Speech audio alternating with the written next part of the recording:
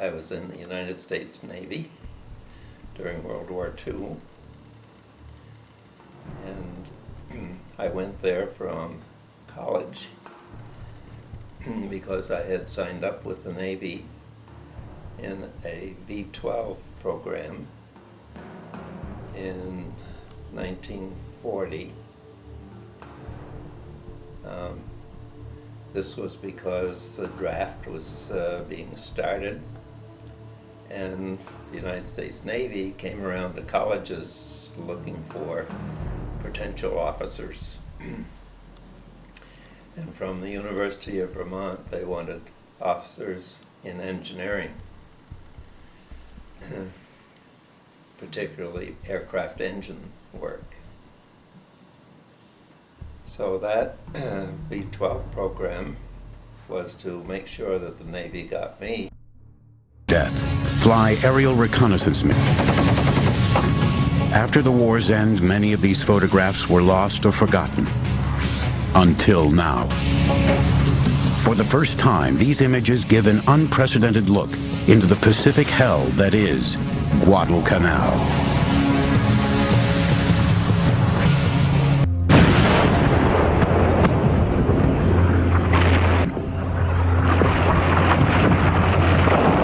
The first American invasion force of the Pacific War gathers off the coast of Guadalcanal. Over 19,000 young Marines prepare for what many regard as mission impossible against the Japanese. You had a lot of people on a fight to the death, but we just felt that we were superior. We were United States Marines. There was so much anger there that if they want to die, you know, for their emperor, we'll accommodate them. The tropical island of Guadalcanal is 90 miles long and 25 miles wide. Part of the Solomon's chain, it is at the farthest limit of the Japanese advance in the South Pacific.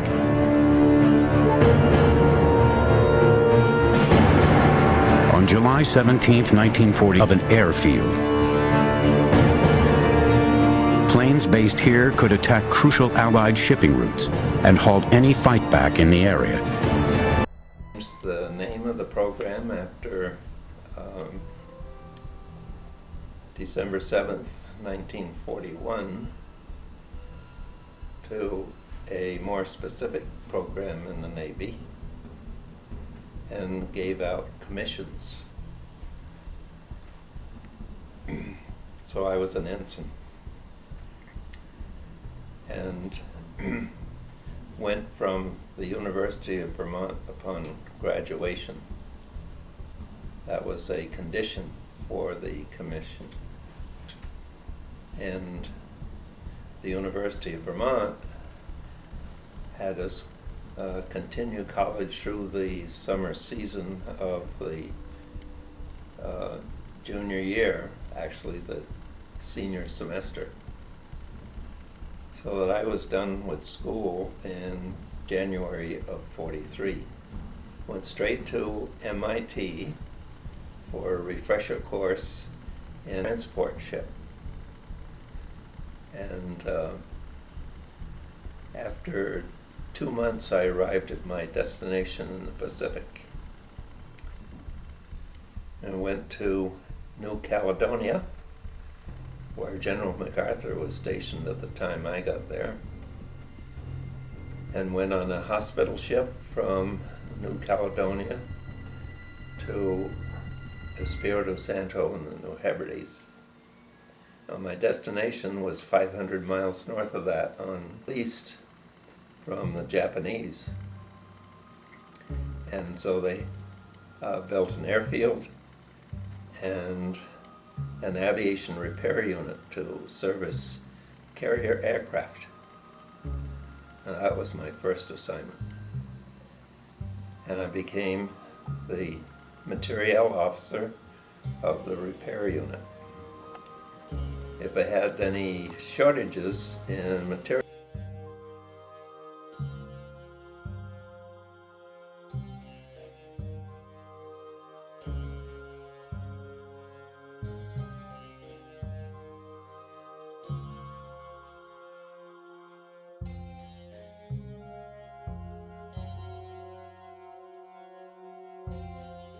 for an Air Force fighter squadron to borrow supplies from them, and likewise they could do the same with me.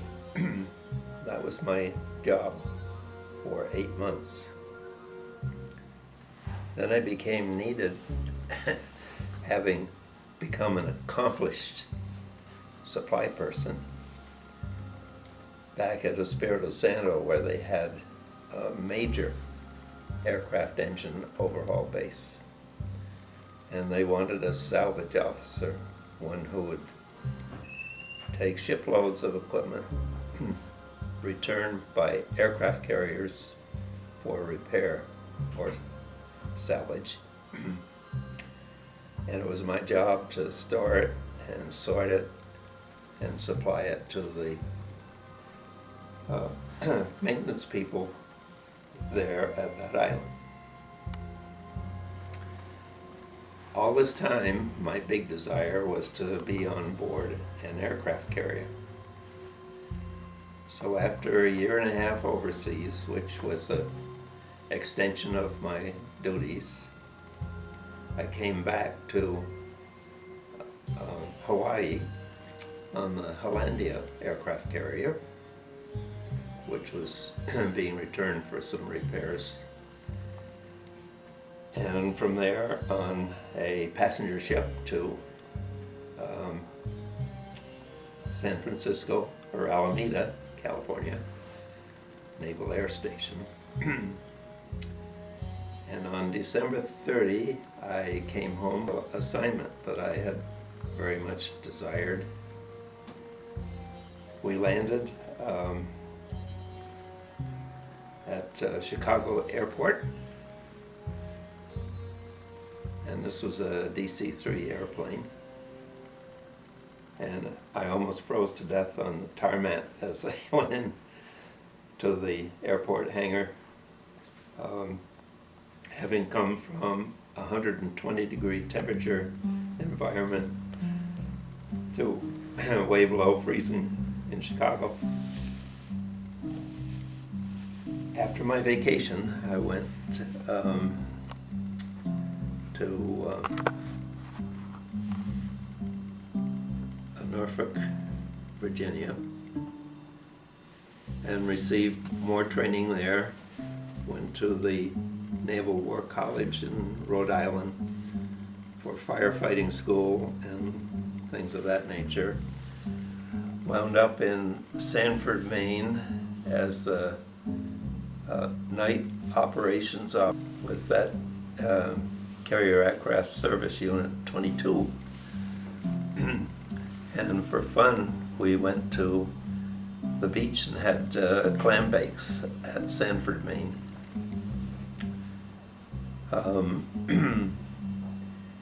Then on to Oceana, Virginia, and there was more training and an assignment to the carrier Leyte that was still under construction.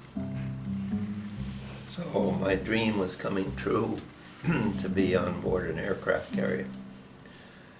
But then in June of 1945, after a lot of training for myself and training I did for other crewmen, the Navy decided that it was time to let the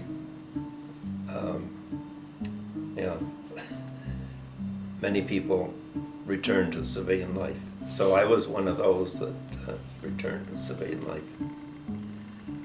I didn't any more than do that, then a friend of mine who had gone to NavAir in Washington, D.C. sent me a letter saying that he had a billet for me on board the aircraft carrier Leyte, but it was too late. I had already departed from the service. But I continued on as a reserve officer in the Navy for another 437 through 39. I was in high school, and the Germans, of course, were causing disruptions, and my parents were very upset because my father had been in World War I and was a pilot, and said, well, we fought World War I to be the war to end all wars, and here we were fighting again. So, as a son in this family, he was concerned about what would happen to me.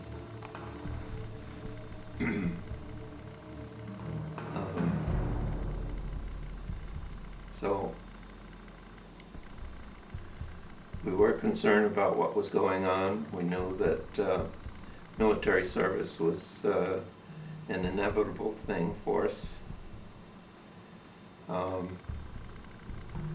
I wanted to be in engineering, particularly to get into aviation work, because I had built model airplanes for all my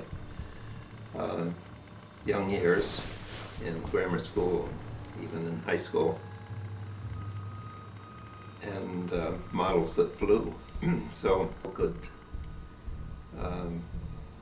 be purchased in the area of sugar and gasoline. It was a very difficult time for us, and I did not fully realize at the time that I was going to go into military service. When we were overseas, of course, we were out of touch with what was going on, but the Germans had gone into country after country, and we had Pearl Harbor and many people heading into the Pacific. While we were in that zone and combat was going on around us in the Pacific, we wondered when the United States and Britain were going to put together action on the European front. It seemed as though all the war was being fought in the Pacific, but of course we had no idea how major a project it was to make the invasion in Europe. We just wanted it to happen and to be successful. Did come home after a year and a half of service. I was giving a certificate for some 25 gallons of gas because of the rationing, so that I would be able to go home and visit my parents. They were unable to purchase materials to build another cottage, which they, for 5 years, had been planning to do. So with the rationing and the limited availability of supplies for what you wanted to do in civilian life, it was a hardship.